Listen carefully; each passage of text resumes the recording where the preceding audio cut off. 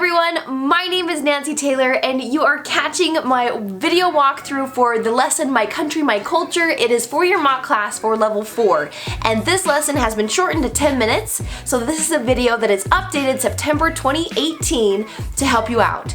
The rubric has changed, so they're geared towards more of the teacher quality rather than having robots that watch a video, copy it verbatim, and pass through the system and then they don't know how to teach any other lesson other than this one. It has all changed. So the rubric is looking for how you adjust to the student, how do you create conversation, how do you increase student output. They're looking for your teacher quality and the ability to take these skills and apply them elsewhere, not just for this lesson. So watch multiple teachers, bring them in, hone in your skills on this lesson in your style. If you do not have a referring teacher helping you out, I will leave my email and my referral code below. Please email me. I want to send you my resources. I want to invite you to my Facebook group. I want to be your go-to gal. So if you don't already have a support system, please reach out. I'm happy to help you out. And this is what I do. Majority of my VIPKID working time is helping referrals, helping new teachers, guiding them in the path, making videos like this, you name it. So if you already have a referral or a referee, then reach out to them. They're there to support you and help you out. You should never feel overwhelmed or like, well, I felt like that. So, but it's not fun to feel that way. So make sure you reach out and get support. Ask for help, right? This is what my setup looks like. Light, computer, you want your webcam, lots of sticky tabs, lots of props. And I won't use all of them, they're just there for just in case. And my phone is also a prop. I have whiteboards galore. I won't use this many whiteboards if I'm using the computer screen, drawing on there. But since I'm presenting for you, I will use them. Okay, we're going to walk through this lesson. I am not showing the PowerPoint, so I will explain what I'm doing on the screen. Follow along with your PowerPoint. That will be very helpful. I have props here. You want 4 props or more. You want to make sure you're still using TPR. The student has 2 years of English under their belt. So create a conversation. Ask them connection questions. Create this class that you can't always prepare for ahead of time. So where the conversation goes is where they're making connections. How are you explaining topics with props and examples? Those are things that will come to life. Make sure your student output is 70%. Let's up that student output. They're practicing English. That's what you want to hear. Behind you, you could have Teacher Nancy. I would love to have my name behind me. I put it in the chat box. I'll type, hello, my name is Teacher Nancy, and I'll say hello and the student's name. Today my student's name is Dave. My husband. He's always my student. Just kidding. Intro slide, build rapport, get to know your student a little bit, and understand a little bit of where their level is on this slide. Hello! My name is Teacher Nancy. What is your name? Hi, Dave. Dave, how old are you? Oh, 8 years old. Wow. Dave, did you have school today? Yes? Yes? Did you have English? Yes! This is your second English class. Wow. Get it? Are you ready? Okay, let's get started. I underlined my country, my culture. Can you read this? Good job! We are focusing on my country. What is a country? Yes, a country is China. China is a country. You're correct. We're going to learn more about your country, China. You want to see? China. Ooh. Make sure you introduce a reward system even though there's not a slide for it. Okay, Dave, when you do a good job today, your reward is an American landmark. This is the Statue of Liberty. Yes. Do you know this? Where is it? Yes! Here. In New York. You're correct. I live in Utah. Where do you live? In Beijing? Wonderful! Yes! Yes! We are going to learn more about Beijing. Slide number 2. There is vocabulary in red, so I underline it. We first read that. Do 2 times with your repetition, and then have the student read the context. You want to start with pictures, really bring that slide to life. Don't just have them read. Don't just underline, read, underline, read. Oh, so boring. Oh, please don't. Your mock class mentor will be like crying tears of boredom. Just kidding. Country. Good. Country. Yes. Good job. Country. Yeah. It's great. Country is an area with the same language, culture, and government. Can you read these? Yes. What language do you speak in China? Yes, you speak Chinese. What language do they speak in America? Good. Correct. In America, we celebrate Christmas. What do you celebrate in China? Yes! Chinese New Year? That's wonderful. What country is this? I'm circling China. It is! And what country do you live in? Yes! Dave, what nationality are you? Do you know? Kind of hard. You say, I am Chinese. Now you ask me, what nationality are you? Good. I am American. Look! American! Ta-da! Dave, can you read this? Good. He's reading, China is a country. The USA, UK, and Japan are also some other countries. Which country are you from? When they are reading, they will make pronunciation mistakes. So I always underline what they mispronounce, and then when they're finished, I'll go back and I will say it correctly and have them repeat. Now I always circle what I'm saying correctly so they know exactly which word we are practicing. Some students will take notes, sometimes, and after they make that mistake, I also type it in the chat box so that I know for my feedback to target that word. So make sure that you do correct those words. Now, I do want to make the lesson come to life, so I will circle maybe America on the map, and I'll say, what country is this? Yes! Look! It is America! What country is this? Yes, it is China. What country are you from? Can you use a sentence? Good job. Great. Now we're moving on to the next slide. Slide number 3. This vocabulary word is flag. So we're focusing on flag. What does the flag look like? Make the pictures come to life. There's a picture of the flag on there. What flag do you see? Yes. Look. What color is the flag? It is red.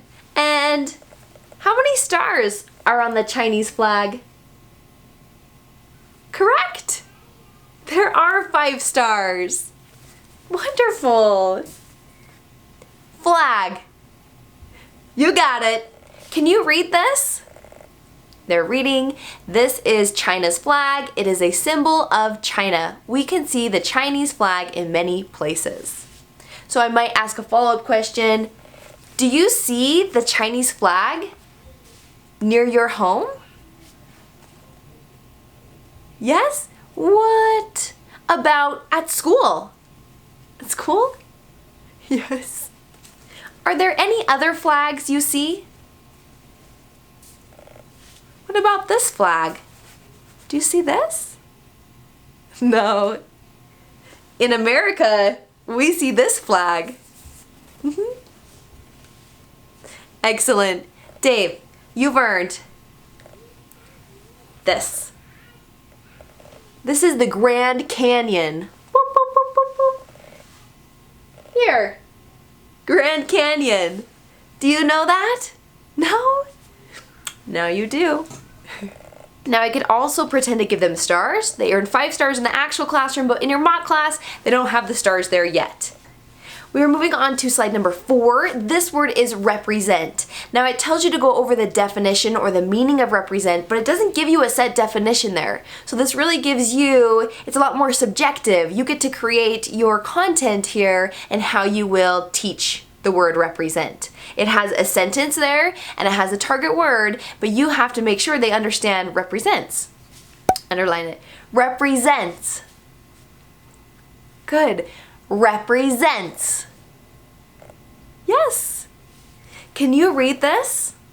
This flag represents China. When you see a Chinese flag on something, you know it is Chinese. Great job! Chinese. Say for instance, they mispronounce that. That's how I correct it, and I type it in the chat box. Now I'm going to go over the meaning of represent. When you see the Chinese flag, you think of China. Yes? Where's China? China! Yes. When you see this flag, what do you think of? America! This represents America. What does this represent? Yes, it represents China. Correct. Great job. Slide number 5. I'm going to go over the word capital. And the meaning of this, we can compare the capital of Beijing. I keep referring back to America, so we're kind of teaching both as we compare and contrast the two. Underline capital. Capital. Capital. Capital. Good job. What is this a picture of? And it's a picture of Tiananmen Square. Yes! Wow! This is Tiananmen Square. Yes. Can you read this? And I draw a line. Beijing is the capital of China. A capital is the city where the government is. The government is next to Tiananmen Square. Good job! Government. Yes. Do you know what government is? What is government? Look. Chinese government. Have you seen this building? Yes. Yes! When you went to Tiananmen Square, you saw the government. Yes, they make big decisions for your country. Did you know that? Yes. Do you know the American government? The president? You do? That's wonderful. Yep, you're correct. You're correct.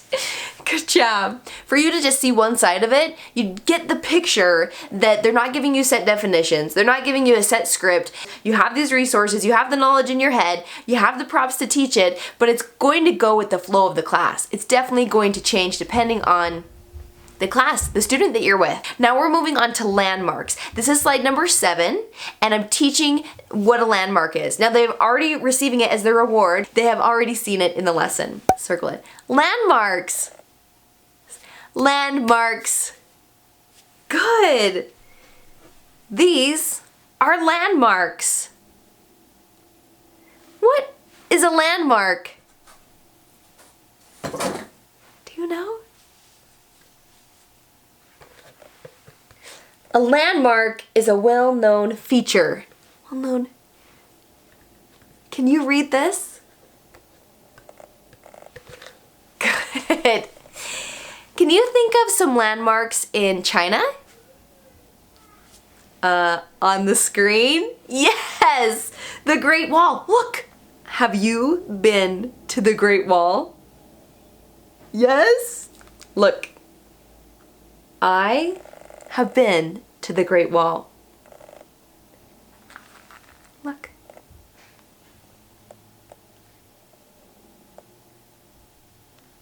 You have been here?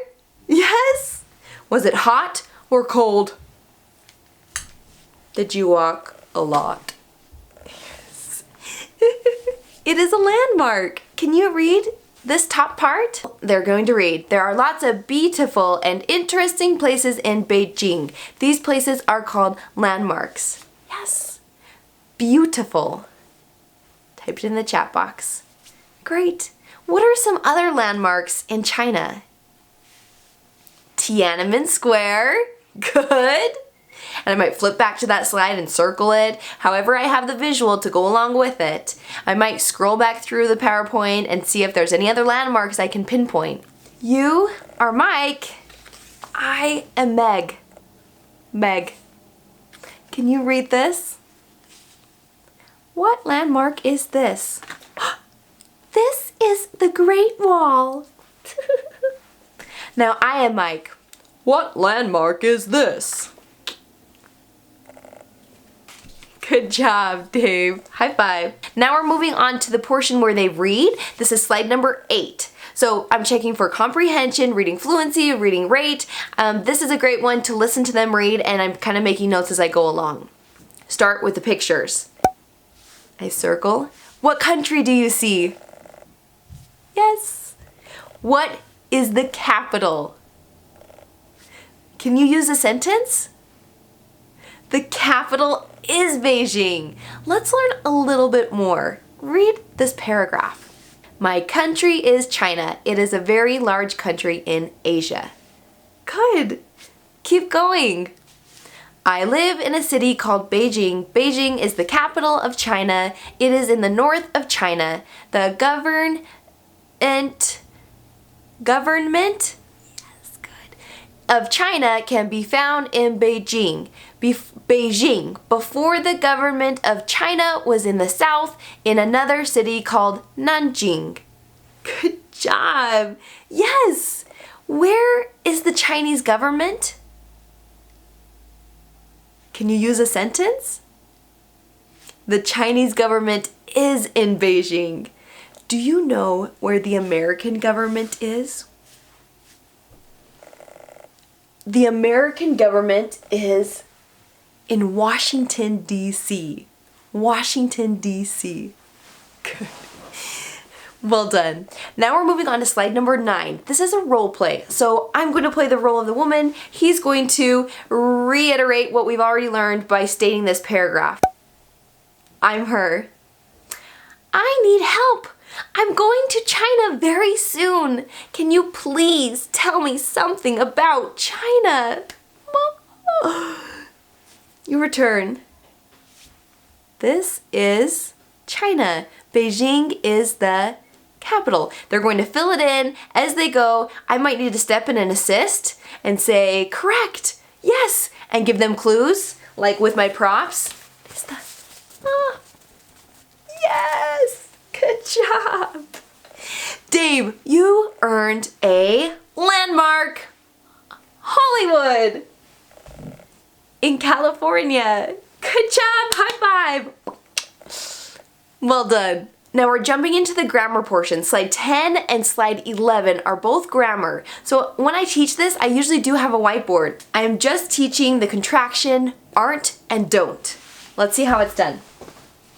I circle on the screen or use a whiteboard. Well, this one's big. Are plus not is aren't. Watch. Erase O. Erase O. Oh. Apostrophe. Aren't. Are not. Look. These are Chinese. Yes? Can you find something that is Chinese? Yes? These are Chinese. These, ho ho ho, aren't Chinese. They are not. Are not. What else is not Chinese? I am not Chinese. Yes. Yes. We aren't Chinese. Good. Look, do plus not, apostrophe. Yes, says don't. Don't. I do like ice cream. What do you like? I don't like eggplant. What don't you like, Dave? Teacher Nancy, you don't like me? Just kidding. You don't like snow? It is cold. Yes, it is cold. Good job. Can you read the sentence? I circle it. He says they are not from China, they aren't from China, then he reads the do not. And so you'll notice I brought my own example of the word do, don't. And then I can always also check for understanding. I can ask them, when do we use, and I circle it, aren't. When something is not something, yes. When do we use don't? Correct. So I'm asking them open-ended questions where they really have to think. It's not just a set answer. They can't just look at the PowerPoint and answer it. They have to think critically and expand, and they have to work that brain. They will remember. This is slide number 11, the second grammar slide. Now we're going to practice it. Can you read this? They are not Chinese landmarks. Okay, let's make the contraction. Are not is. Yes? Can you write it? And I might type it into the chat box to the side while he's writing it on the screen. Make it interactive. He's writing it. I could say, do you want to type it? He can type aren't. He might say, I can't find the apostrophe. That's okay. Just draw it. Yes. Or you might not remember the name of the apostrophe, so you really have to go with the flow of the class. Now we're moving into the phonics slide. This is the slide number 12, and we're doing the soft C sound. I simply explain it. Sometimes when C is followed by E or I, it makes this sound. What sound does S make? So. Yes, like a snake. CE says S. This first word is ice. Can you read this? I circle rice, he reads face, and then we go over to the other side.